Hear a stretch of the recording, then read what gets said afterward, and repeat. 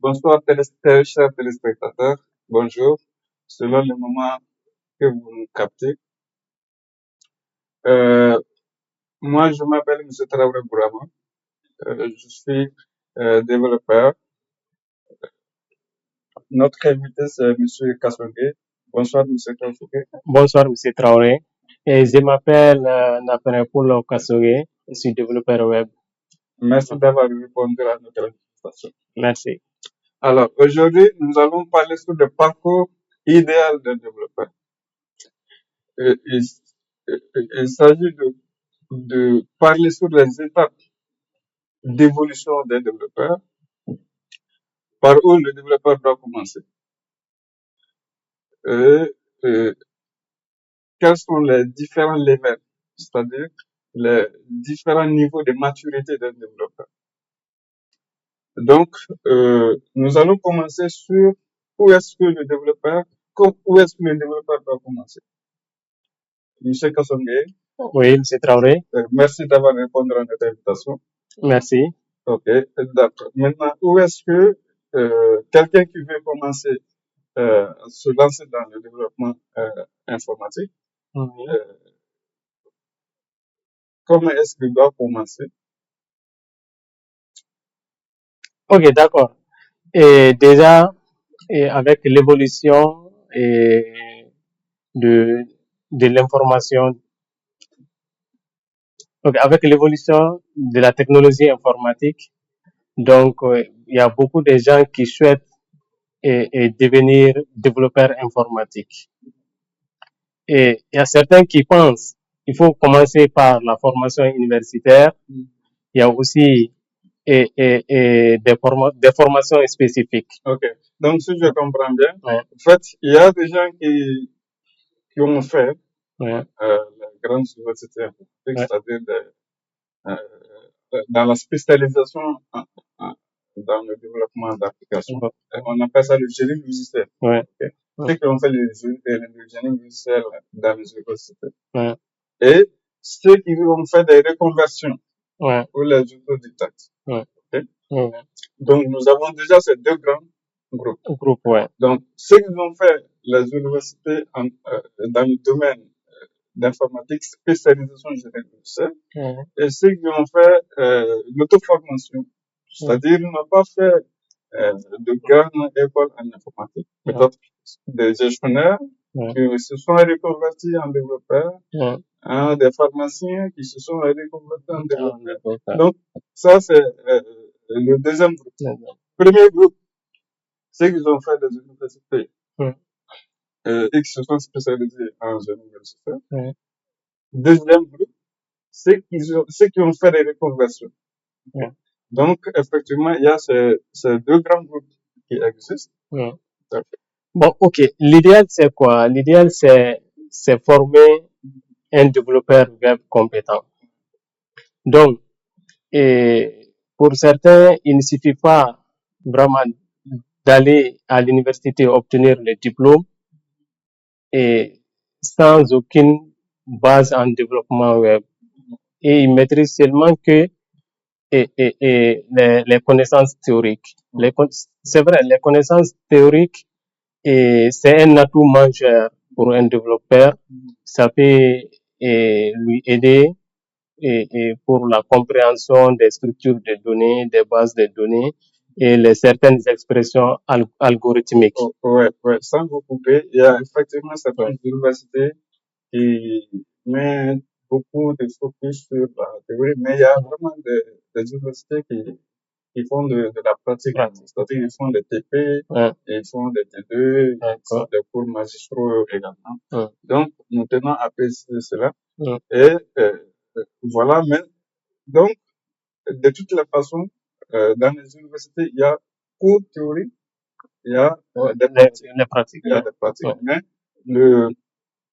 la répartition du créneau dépend des universités. Donc, voilà. D'accord. Donc, maintenant, pour ceux qui font de l'autodidacte, donc pour eux, ils se concentrent uniquement sur la pratique sans pour autant avoir vraiment les connaissances de base dans l'informatique. Donc, souvent, en quelque sorte, ils sautent et certaines étapes. Mais l'essentiel quand même, c'est d'avoir vraiment des compétences et qui répondent vraiment aux besoins et des utilisateurs et des gens qui savent écouter des besoins réels des utilisateurs et enfin de proposer vraiment une solution utilisable. Ouais. Voilà. Absolument. Donc, les autodidactes mettent beaucoup de focus sur la pratique. Ouais. Et aujourd'hui, surtout avec le gigatex des données sur Internet, dans les blogs, sur YouTube, pour les publications, des ressources partout, les forums également.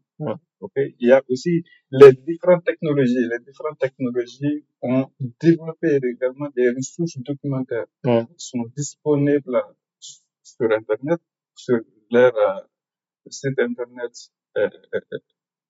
sur leur site Internet. PHP a son site de documentation, etc. Donc, leur site respectif. Donc, cette abondance de ressources fait que toute personne qui met focus sur la pratique va finir par comprendre rapidement monter en compétence technique. Même, c'est la même chose par rapport aux méthodologies. Les différentes méthodologies de développement comment dire, sont bien documentées, structurées, accessibles sur Internet. Est-ce que voilà? Donc, ces accès effectivement, font que les praticiens, donc les autodidactes, se montent rapidement en compétence. C'est vrai. Voilà. Donc, ok. Ok, oui, en dehors de ces deux étapes, il faut aussi signaler les compétences humaines. Souvent, tu peux disposer ces deux compétences précédemment citées. Et il y a aussi les compétences, les esprits d'analyse. Il faut aussi avoir vraiment un esprit d'équipe et vraiment aussi, essayer d'évoluer aussi au sein d'une communauté de développeurs. Ouais. Voilà. Donc, après, par exemple, de manière classique, donc, traditionnelle, dans les méthodes traditionnelles, après l'université, on faisait des stages et dans les entreprises, il y avait aussi des niveaux. Donc, arrivé à une certaine maturité, tu grimpes à un level, tu deviens par exemple junior, au départ tu es junior, ensuite tu es senior, ensuite tu es expert. Est-ce que vous voyez? Donc, maintenant, donc, ça c'était l'ancienne méthode, on dirait les étapes traditionnelles classiques. Voilà, les étapes traditionnelles. Donc, aujourd'hui, les autodidactes, voilà, se grimpent leur niveau, de niveau à niveau, sans forcément passer par des entreprises. Même, c'est la même chose pour les startups. Après l'université, ils se focus sur un projet, ils développent, ils améliorent leurs produits au fur et à mesure jusqu'à ce que, donc sans forcément suivre les démarches, les étapes traditionnelles. Donc, mais de toutes les façons, la qualification du développeur reste la même. Donc, parce que la qualification junior, senior, expert sont liées plutôt au niveau de technicité. Effectivement. Donc, voilà, c'est un peu ça. Donc, junior, ça c'est vraiment capable de faire voilà, une tâche donnée. Il n'a pas un certain niveau de technicité pour être autonome, il n'a pas une certaine autonomie. Donc, par rapport au senior. Donc, le senior est quand même de haut niveau. Donc, de haut niveau. Il est capable de gérer des juniors, capable de mener un projet de bout en bout avec les équipes. Il résout vraiment les problèmes, les gros problèmes. Voilà. Et voilà. Donc, ça, c'est vraiment le senior. Donc, l'expert, c'est qu'il est capable de résoudre des problèmes qui n'ont jamais existé. C'est ça. C'est vrai. C'est ça, un expert.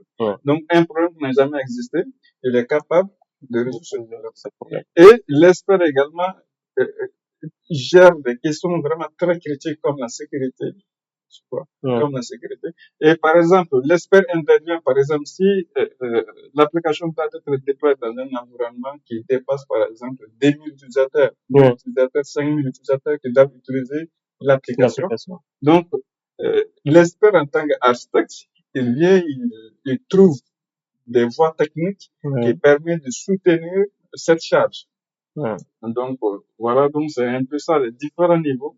Donc après, tout dépend effectivement de l'environnement et des critères de qualification du profil de développeur. Donc, merci M. Kassongue. Merci M. Traoré. Donc, cela prend fin cette émission. Donc, nous vous donnons rendez-vous dans la prochaine vidéo. Merci. Merci beaucoup. Allez, bye.